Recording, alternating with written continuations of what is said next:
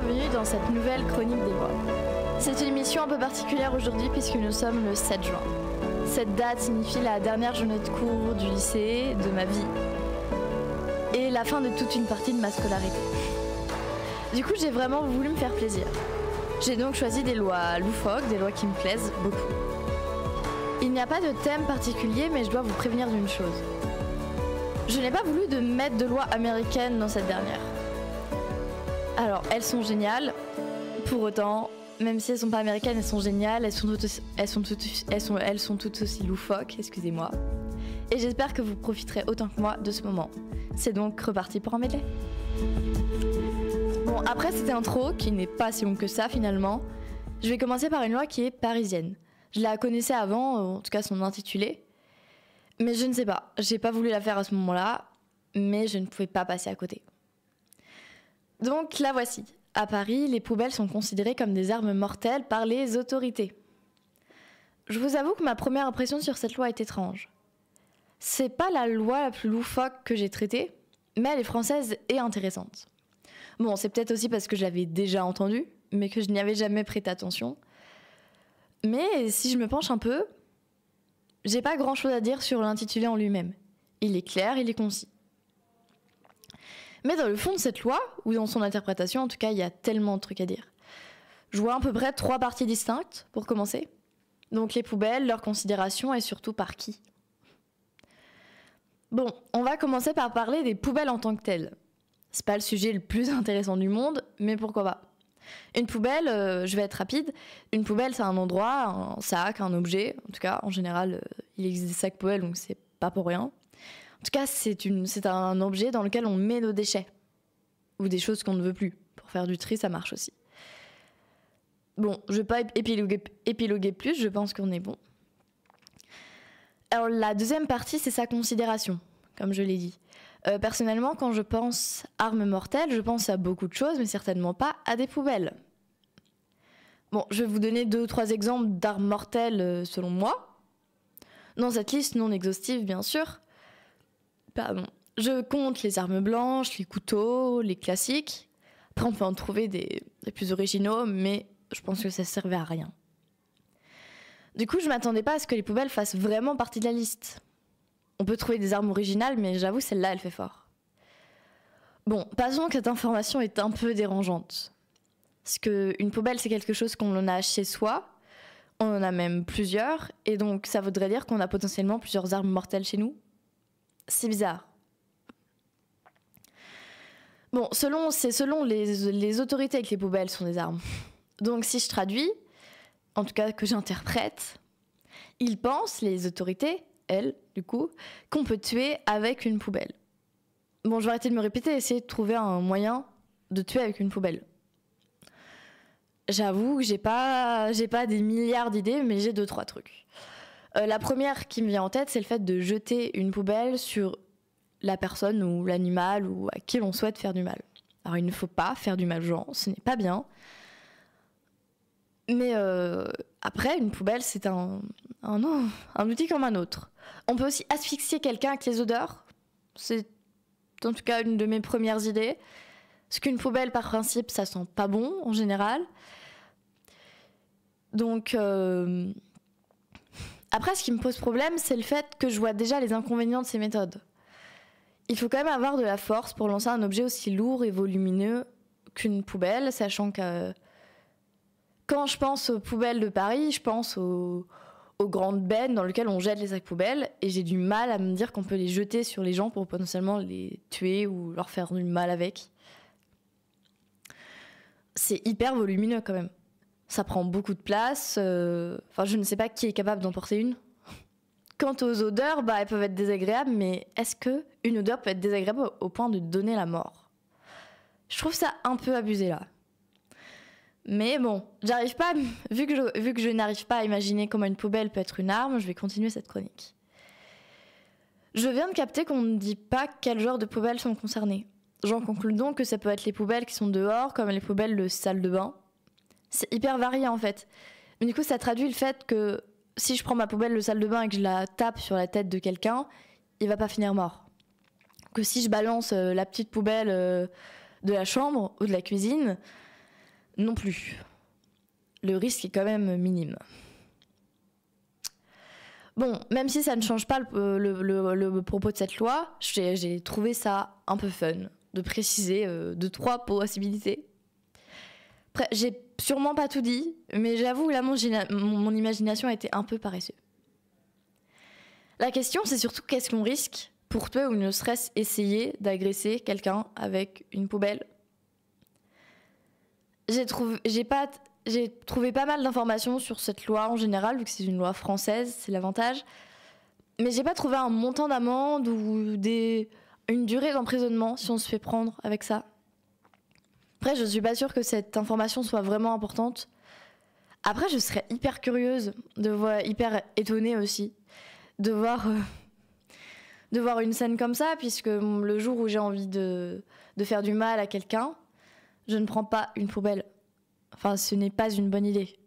En tout cas, je ne vous conseille pas de prendre une poubelle pour agresser quelqu'un. Bon, je pense que j'en ai terminé avec cette loi, je vais passer à la suivante.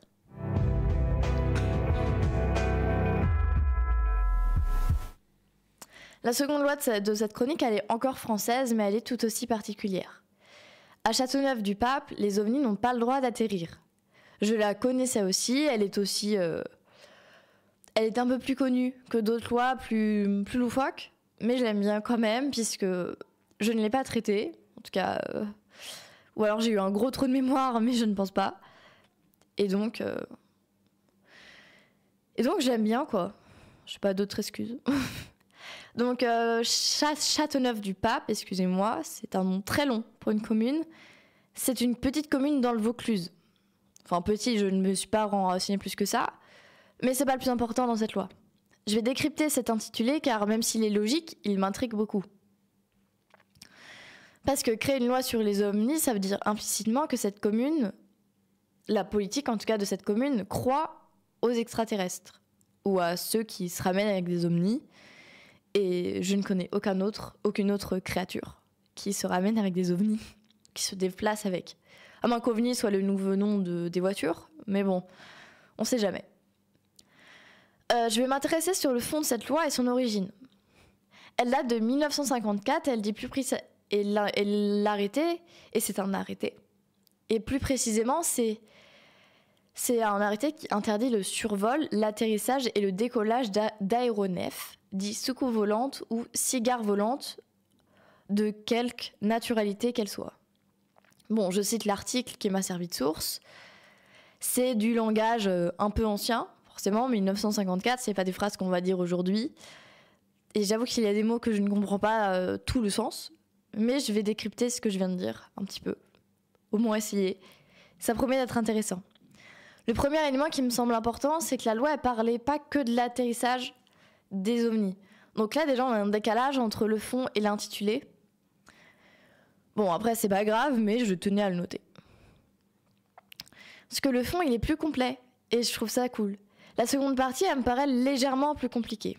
Déjà, on nous parle d'aéronefs, donc qui sont plus connus sous le nom de soucoupes volantes ou ovnis, au plus étonnant, cigares volantes.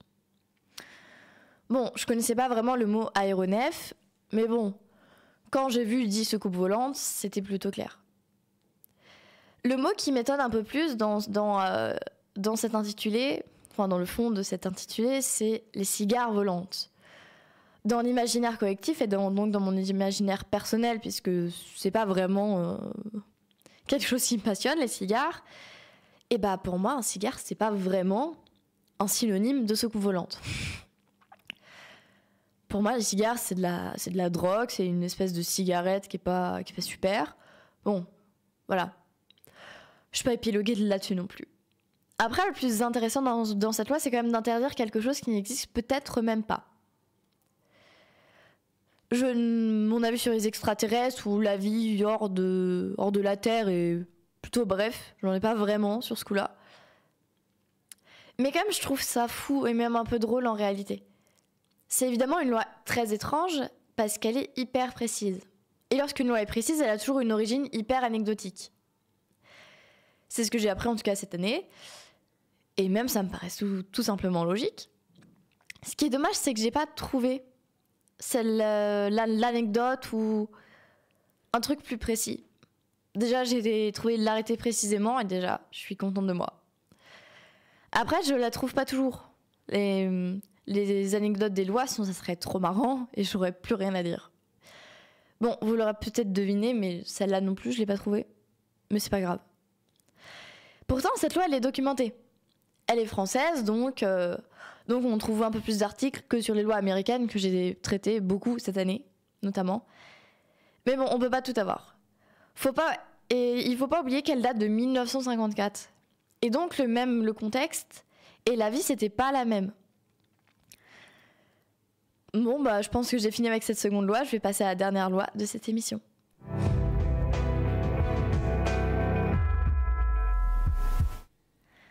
La dernière loi de cette émission, elle nous vient des Pays-Bas. Elle fait partie de ces lois un peu contradictoires que j'aime bien puisqu'elles sont complexes. Je vais arrêter le suspense. Aux Pays-Bas, fumer une cigarette dans un coffee shop est interdit.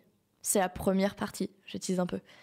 Bon, jusque-là, tout va bien. En tant que non-fumeuse et en tant que personne qui n'apprécie pas vraiment les effets de la cigarette, je n'ai jamais tenté et je ne tenterai pas pour des raisons de santé et parce que ça ne me tente pas.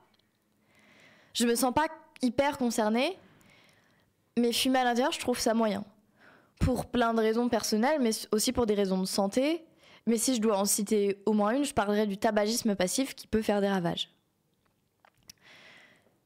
Mais encore une fois, j'ai pas grand-chose à redire là-dessus. Non, le plus intéressant, c'est la deuxième partie que je vous ai pas encore dévoilée. Ce qui est autorisé de fumer dans les coffee shops aux Pays-Bas, ça, c'est étonnant. J'étais un peu étonnée.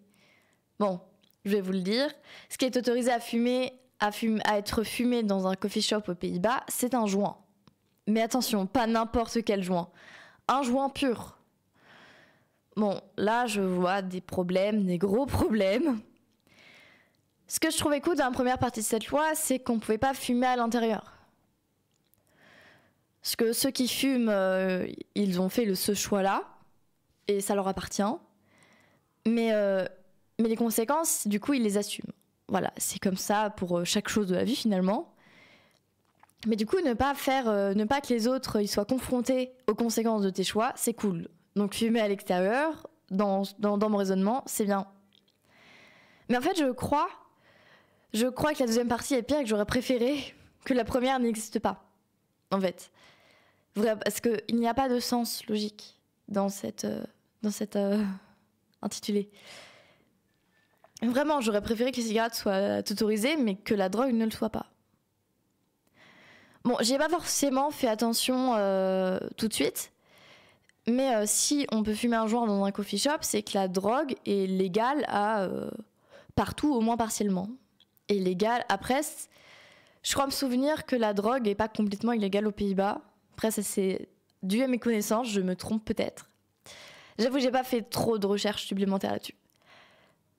Ça me choque pas plus en soi parce que, comme j'ai dit dans certaines de mes anciennes chroniques, il y a des pays qui ont des choix particuliers. Donc on a vu la prostitution et les drogues, c'est pareil. C'est un choix de le rendre légal ou pas. Donc ça, c'est un fait. J'ai rien d'autre à dire là-dessus. Bon, je viens de dire que j'ai déjà fait d'autres lois dans la même logique, mais j'ai toujours le même problème avec ce genre de loi, c'est que j'ai du mal avec la contradiction de cet intitulé. On croit qu'il y a une partie qui est cool, puis ensuite la deuxième partie est encore pire et descend le tout. Donc c'est dommage. Bon, j'ai bien tout analysé, en tout cas selon moi. Cette émission est terminée, mais il n'y a pas que cette émission qui est finie. C'est aussi cette année mon aventure radiophonique sur Delta FM. En tout cas, en tant que la chronique des lois, en tant qu'élève au LP2I de Terminale. Je me suis beaucoup amusée, j'ai beaucoup appris à faire de la radio pendant quelques mois. Dans tous les cas, je suis heureuse d'avoir partagé ces petits moments avec vous et j'espère que vous les avez appréciés autant que moi. Je vous souhaite de bonnes vacances.